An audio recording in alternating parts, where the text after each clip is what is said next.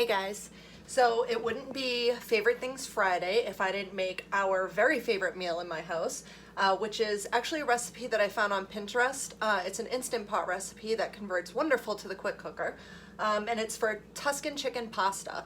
And when my husband took his first bite of it, he went, "Oh my God, I feel like I'm at a restaurant." And that was kind of like the biggest compliment he could give me. So I'm gonna show you a piece-by-piece video of how I do it. So the first step is super easy. I get 2 tablespoons of butter, and then I've got about a pound of chicken that I cut up using my Santoku knife, and I've got it on the flexible cutting mat because I don't have to touch it again where I've already washed my hands. I can just dump it in. And then I'm going to add, what am I going to add? I'm going to add 8 ounces of noodles. So I usually use cavatappi noodles because they're like fancy macaroni, but apparently I'm out of them, so I'm just using regular penny. I'm just going to add those on top, and then 2 cups of chicken broth. So fun fact, if you cook your pasta in the rock crock, cooking it in like chicken broth instead of water is so good. It tastes amazing. It just adds a little bit of flavor to the pasta. And yeah, cooking pasta in the microwave has really become a thing with the rock crock. So I'm just going to take my spoon, and I want to make sure that the liquid is covering as much of the noodles as possible. So this stage is actually pretty easy. And what's nice is while it's doing this, I can prep the rest of the stuff. So I've got some sun-dried tomatoes that I just need to chop up, some spinach that I need to chop up, and you know, get the rest of my stuff ready. So while this is getting up to pressure and doing its thing, I'm getting the rest of it ready. So it's kind of nice that it does it in stages here. All right, so I'm just going to put the lid on.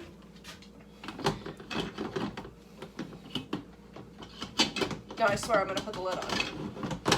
There we go. All right, and I'm just going to set this to custom, believe it or not, for just 3 minutes. And then I'm going to let it naturally release for 5 minutes. So it does cook while it's coming up to pressure, but there's a second stage of this where we're going to sear the chicken, so it's going to finish cooking. Plus it's the smaller pieces, so it needs less time. So I'm just going to hit start. And while it comes to pressure, I'm going to prep the rest of the stuff, and then I will be back to show you the next step. All right, so I just hit 5 minutes of slow release, so it is still highly under pressure, so I'm going to release the pressure. Just a heads up, my husband's on his way home, so if you hear a bunch of dogs barking, it's because they're very excited that their favorite human's about to walk in the door. So I kind of couldn't time this perfectly because I wanted dinner to be ready close to when he got home. So again, I love that this releases the pressure away from me. I don't have to worry. If your kids like to press buttons, they're going to love to do this. You know that it's safe. They're not, you know, their hand's nowhere near the back of the machine. And again, this thing is cool to the touch everywhere. So I do love the safety features that this has that not all electric pressure cookers do have. So I'm actually going to hit cancel because the next step is actually not going to be under pressure. We're going to use the sear function. So other electric pressure cookers call it the saute function. We call it the sear function, same thing. So as soon as this comes down to pressure, it's still locked because there was 2 cups of liquid in here, so it's a decent amount of pressure. All right. And my husband did just pull in, so be prepared. All right.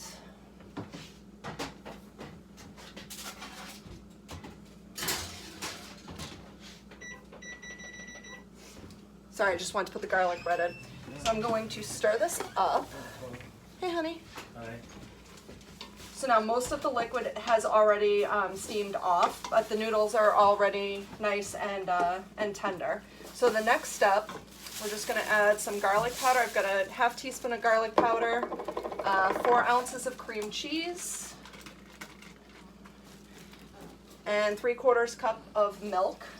It does seem like there's a lot of liquid in here, but the liquid, once the cream cheese melts, and then once we add the Parmesan cheese, it really does start to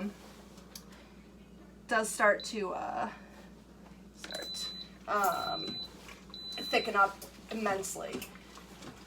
So I've got it on the sear function, so this thing is going to stay really hot, so I am using the microwave grips. Just want to make sure all the cream cheese melts in here. But yeah, it was crazy. It's only 3 minutes on under pressure cooking, and the chicken's already fully cooked. because we use the small pieces. So the next stage, I'm going to add the Parmesan cheese, and then, so it asks for 2 tablespoons of fresh basil. I don't have time for that. So I actually use the basil in a tube, and this is our, similar to the Measure-All cup, it's the Measure-All tablespoon. It holds 2 tablespoons, but it's perfect for things like this that are kind of thick, and you want to be able to just scoop it all in there so it just releases out. All right, so still got a little bit of a glob here. Now the microwave grips do come in handy when you're stirring. I am using our teak wooden spoon. These things are super heavy duty. I make a meat stuffing every Thanksgiving, and I'm very excited to have these spoons because I'm always worried I'm going to break the wooden spoons or the bamboo spoons because it's like 6 pounds of meat. So these definitely come in handy. All right, so we're all melted there. So I'm going to add a cup of Parmesan cheese, and I'm not going to lie, that was store-bought. Usually I do grate my own Parmesan cheese, so hopefully my husband isn't too disappointed in me. But I did just use store-bought. I prefer to grate my own cheese. 1, it's a lot cheaper, but 2, it's a lot better for you. The pre-shredded cheese has a tendency to, they add different things in it to keep the cheese from sticking together, because naturally the cheese does stick together, and so they add cardboard basically, and a lot of preservatives. So I prefer to kind of know what's in my food, but in this case I had to go easy.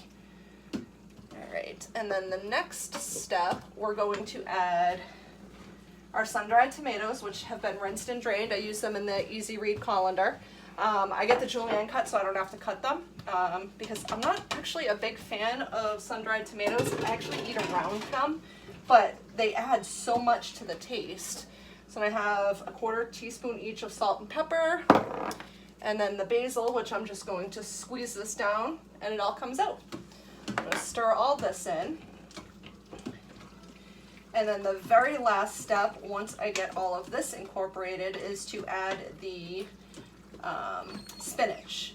And then I'm just going to keep stirring it until the spinach cooks down. So I've got 2½ cups of baby spinach that I'm just going to dump in on top here.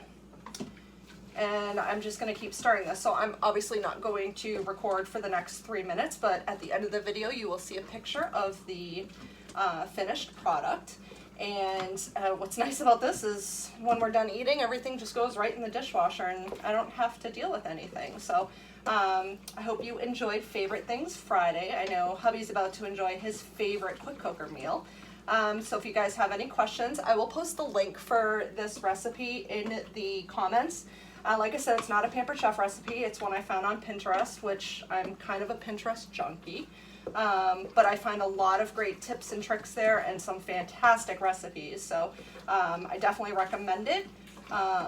But I'm going to continue doing this and stop the video. So I will talk to you guys.